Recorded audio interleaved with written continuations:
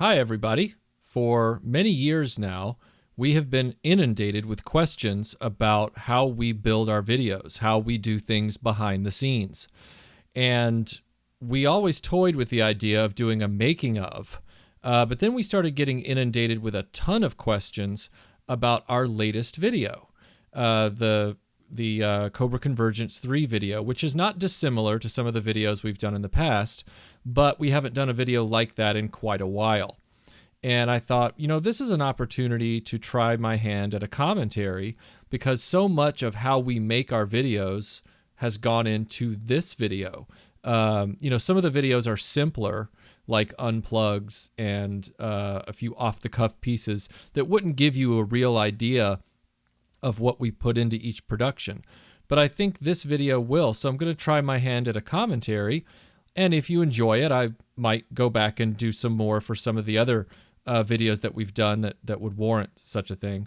What I thought I'd do is just talk while I play the video. So why don't we just get started here, and I'll sort of walk us through how this all got started. So it really starts with the script. First of all, I wanted to make sure that our veterans were honored with some courtesy. But it really all starts with the script, because I have to come up with an idea. I have to come up with a hook and figure out what I want to say. And in this case, I wanted to talk about the transition from Cobra being a personnel organization to a robotic tech organization. And it always has to be a Broken Vader scene, and he's difficult to work with because he's an irascible personality. But the idea behind these scenes in the beginning is to not just have a funny moment, but also sort of tease what the video is going to be about in a clever way, I hope.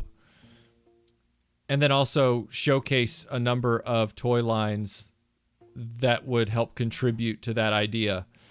Now, in this case, this was just pure comedy.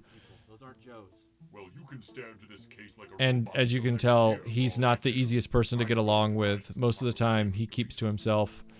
Now,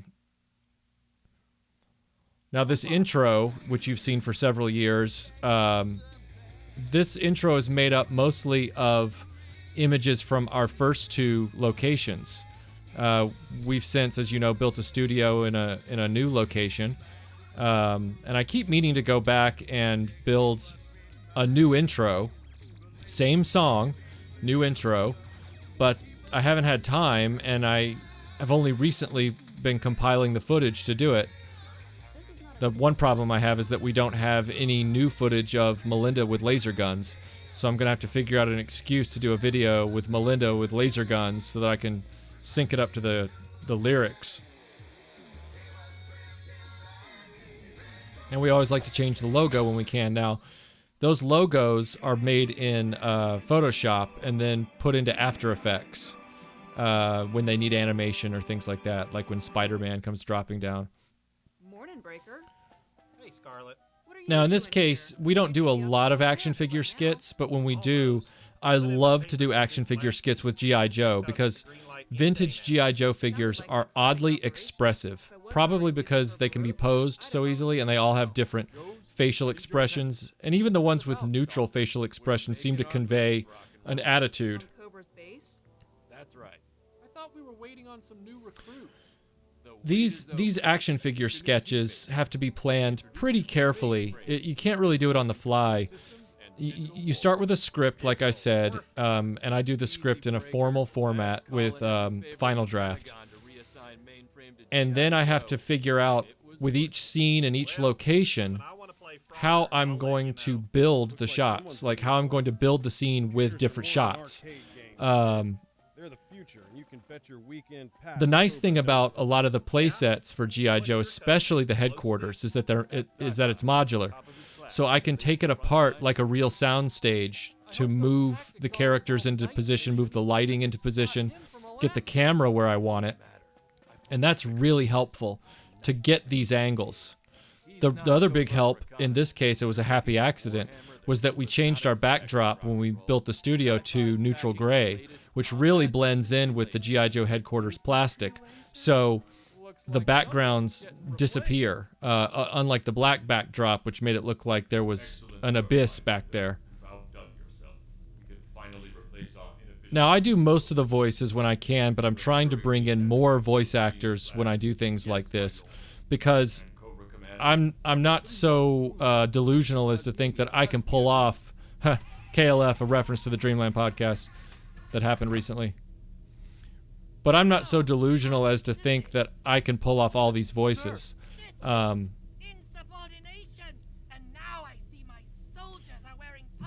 guy doing the voice of the Viper is the nephew of a friend of ours who came over and did the 2 lines. He had a good time doing it, and we were glad to get the variety.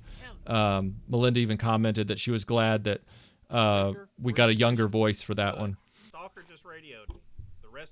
Now this right here, this was a joint effort. Tim Witten, who's our operations guy at RetroBlasting, came up with the idea of building this whole thing in a plastic like drainage pan. And then we took potting soil and perlite and sand, like sandbox sand, mixed it as a base. And then I loaded up on moss and, decorative plant material like this mossy stuff at Michael's, brought it back, and then put it all together, made it look nice, put some fake and real rocks in there. So I had some fake rocks and some real rocks. And then I strategically placed an Ewok village tree in the background to really give it some depth. And then I took the lighting to make sure that the lighting was dim for a nighttime event, but also to make sure that everything past the foliage disappeared into the background so that you could tell that there was a forest, but you couldn't see the illusion. You couldn't see the backdrop beyond it or the lip of the drainage pan. Now that pair of clippers that Mainframe is using are from the Galoob A-Team character, the B.A. Baracus A-Team figure. So sometimes you want to think about the other toys you have to really make the scene pop. Now all of the laser blasts that you've seen are from After Effects. I've been building those in After Effects. Rock and Roll's machine gun, that's in After Effects. Now this red light is not After Effects. This red light is actually a red strobe light flashlight that I have laying around, and it just turned into something. Now this Copperhead scene here wasn't in the original script. I added it because I realized the joke might not translate at the end if you don't see Copperhead in his original uniform earlier on. So we made sure to get Copperhead in there so that the joke at the end lands. I think Copperhead just wet himself. That'll teach him to wear yellow shorts. Now that's Tim Witten doing Breaker. He has a natural southern accent, so I wanted him to do the voice of Breaker, and I think he did a great job. Their security system, and that's what I'm going to do. Because we're not trying to match the voices exactly. That's hubris. What we really wanted was we really want to just approximate as best we can for variety. And I always wanted to see this. I always wanted a cold-blooded Cobra Commander. And so I indulged myself to do that. I thought that was just a great moment. And I wanted someone else to say retreat for once. Retreat! Come on. Now that's one of those areas where I had to design a transition. I didn't know how to get out of that moment with Cobra Commander at first, and then I realized I needed to dissolve into a pan, which implies, the lapse of time, the aftermath of the battle.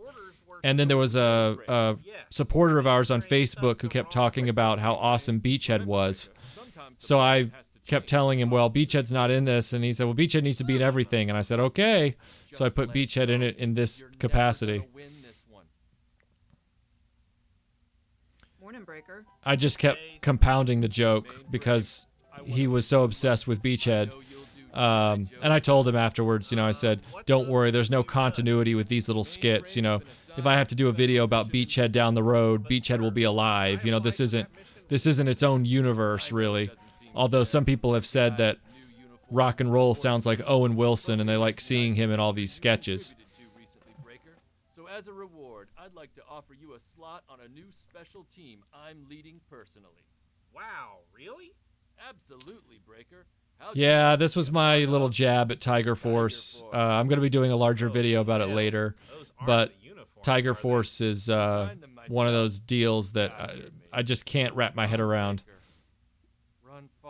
And this was fun because I loved being able to disassemble the figures and put them together like we did as kids in random combos, but use it effectively for this joke.